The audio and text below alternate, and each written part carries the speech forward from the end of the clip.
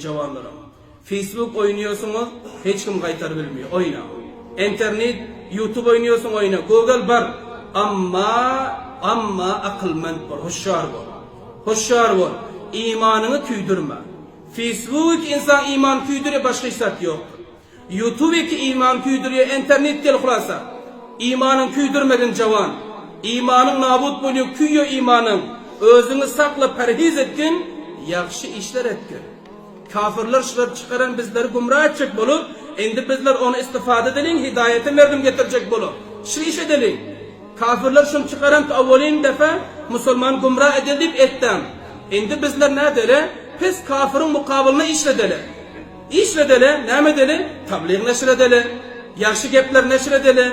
Yaxşı zatlar neşir edelim. Yaman zatlarını ondan özümüz kaçıralım. Haktan difa edelim. Ana şu söz bolur, gayrı zor elimize telefon alıp, ya internet oynamaklığa hakkımız yok bizlerim. Son karamen bir zadıydı. Hatta insanlar var ki neşir ediyorlar. Şiir ediyorlar. Özaha gördün, günah ettin, zina ettin, başkanam zina muhtala ediyor. Kan, yaramaz film, ya şu içinde şiir ediyordun, başka dostlarını görk ediyorsun, ya bana download edip arıyorsun da, başkalara teyit ediyorsun. Hala gelin ben yaxşılar taptım, ne mi? Otur bana tek, onu oturup verdin, onu oturup, her kançayı ki günah etti, avval sana yazıldı.